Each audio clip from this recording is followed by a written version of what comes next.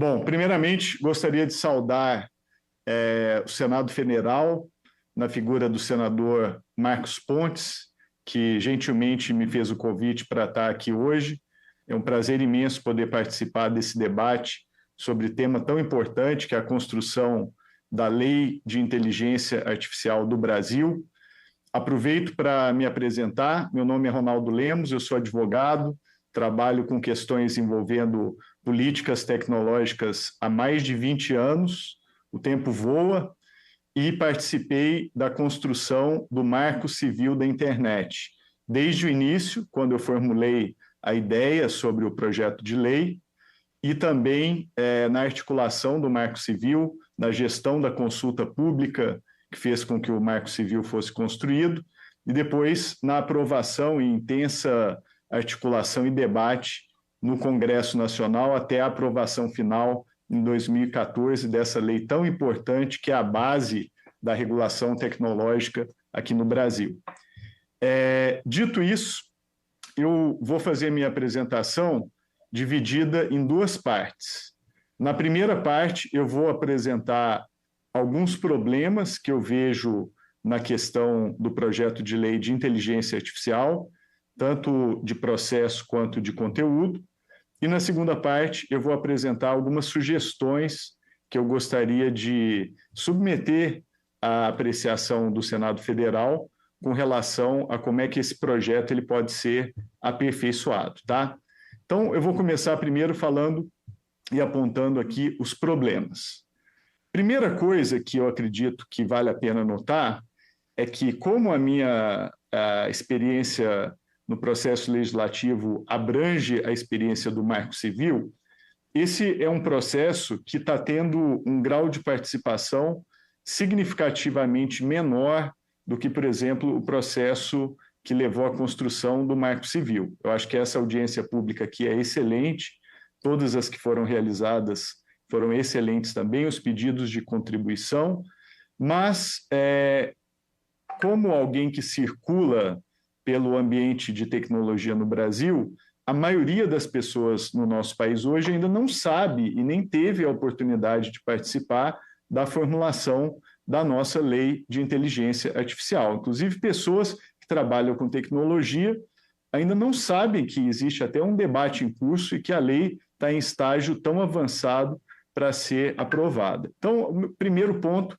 eu reforçaria o aspecto da participação e abriria mais oportunidades, inclusive setoriais, para a participação ampla nesse projeto. Segundo ponto, que eu acho que vale enfatizar, é a questão da transparência. O nosso processo legislativo aqui teve algumas falhas. Por exemplo, as contribuições que foram oferecidas por meio de consulta pública não foram publicadas pelo Senado Federal. Foi preciso entrar com um pedido de lei, né, da Lei de Acesso à Informação, para que o Senado publicasse as contribuições que foram recebidas por consulta pública, não sendo publicadas. Então, essa transparência é interessante e importante para a sociedade saber até o que está sendo contribuído e quais as preocupações com relação ao projeto. Terceiro problema que eu gostaria de apontar é com relação à matriz do nosso projeto de lei. O nosso projeto ele está, na prática, copiando a matriz do modelo europeu, né, de inteligência artificial. O modelo europeu, eu acho que é um modelo importante, bem feito, mas eu acho que o Brasil não deveria ter o compromisso de copiar esse modelo. Eu acho que, quando fizemos o Marco Civil da Internet, ele não foi copiado de nenhum lugar, ele é um projeto de lei que foi construído de acordo com as necessidades e contribuições aqui do Brasil. Então, essa cópia do modelo europeu não parece ser o caminho totalmente desejável. Inclusive, veio ao Brasil há alguns meses um dos autores da lei europeia, o Gabriele Mazzini, deu entrevista para jornais como Folha de São Paulo e outros, e a mensagem dele era muito clara. Ele dizia: não copiem o modelo europeu. O modelo europeu ele é basicamente construído com as características, né, da União Europeia, é uma região que tem um PIB muito maior do que o PIB brasileiro, são vários países, tem uma dinâmica completamente diferente. Então, esse ponto é importante.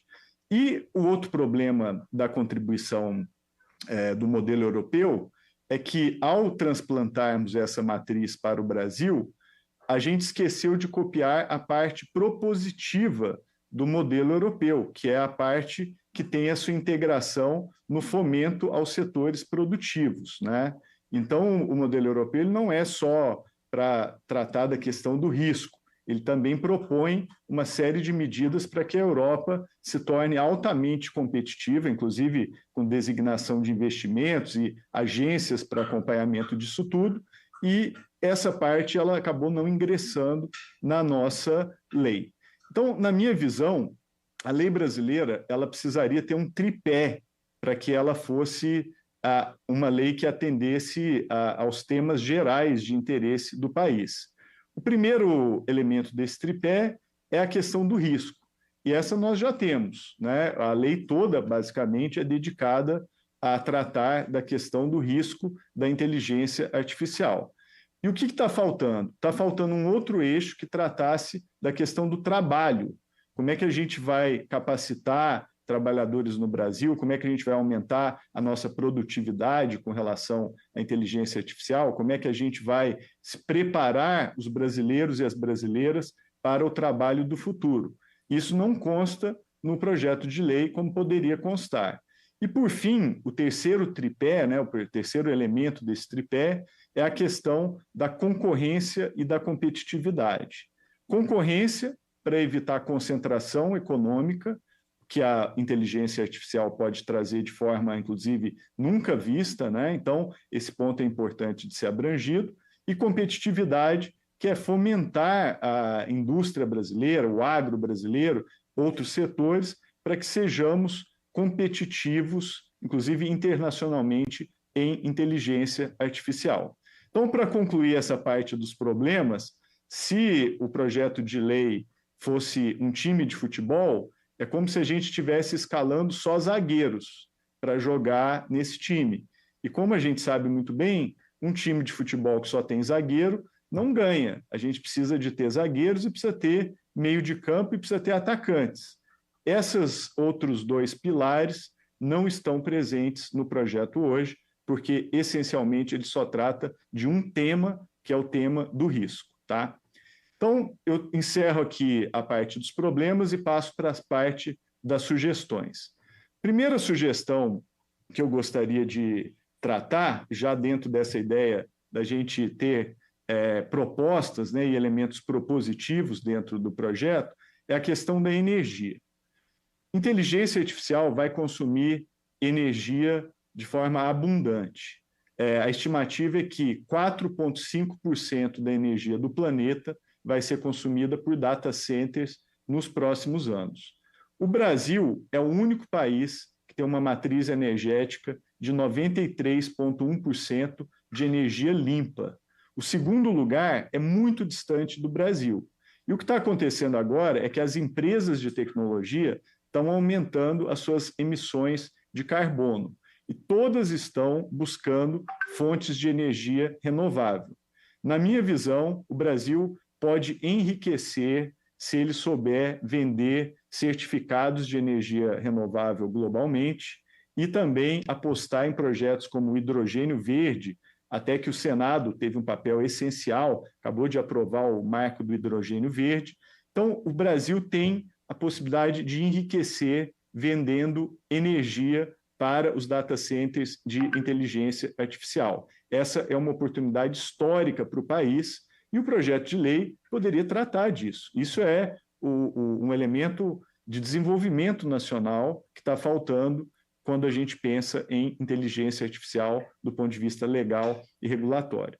Segunda sugestão que eu vou fazer é que a gente precisa de fomentar consórcios internacionais de aquisição de insumos tecnológicos.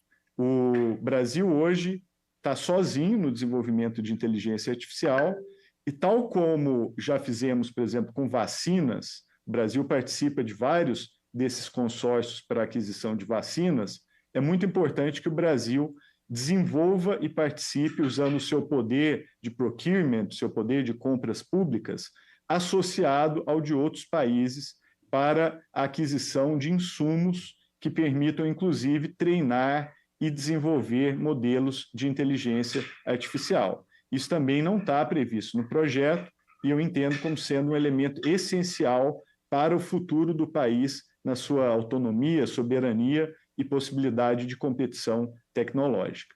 Terceira sugestão é a integração entre o Plano Brasileiro de Inteligência Artificial com o projeto de lei. O projeto de lei é muito diferente do PBIA. O PBIA, ele é um plano que realmente tem olhado para frente, olhado para questões como a aplicação da inteligência artificial para a área de saúde, serviços públicos, dentre outras. Mas quando se analisa o projeto de lei e o plano, parecem que eles foram construídos em países diferentes. Por exemplo, o plano brasileiro fomenta a inteligência artificial na saúde e a lei, ela diz que saúde é uma atividade de alto risco, que merece um escrutínio e um peso regulatório absolutamente excessivo.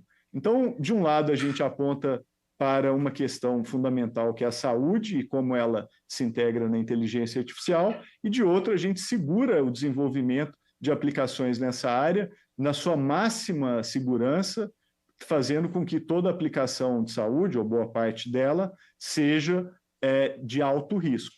Então, eu acho que existem contradições entre o Plano Brasileiro de Inteligência Artificial e o projeto de lei. Eu gostaria que a gente tivesse feito o contrário, que a gente tivesse feito o Plano Brasileiro de Inteligência Artificial e desenvolvido o projeto de lei a partir dele, porque isso nos teria dado um norte de aonde queremos chegar. E eu acho que esse é o ponto fundamental para a gente fazer qualquer política tecnológica. Nenhum vento ajuda quem não sabe a que porto veleja. Então, resolver essas contradições me parece importante. Outro ponto é o desenvolvimento de capacidades locais. A gente precisa fazer com que a inteligência artificial seja aplicada na indústria, 15 segundos. no agro e em diversas outras capacidades setoriais aqui do Brasil. Então, para terminar, o que eu gostaria era a criação de uma lei de inteligência artificial que fosse original, brasileira e à altura das capacidades do país. Para isso, a receita é participação, ouvir a toda a sociedade e mobilização. Quanto mais gente participa e contribui do plano, como essa audiência aqui demonstra, mais ideias a gente vai coletar, mais possibilidades de atuação a gente vai ter e vamos ter uma lei de IA comprometida com os interesses nacionais e com as capacidades também que o Brasil tem de desenvolver e competir nessa área. Muito obrigado, senadores, obrigado aos colegas, e eu encerro aqui a minha participação.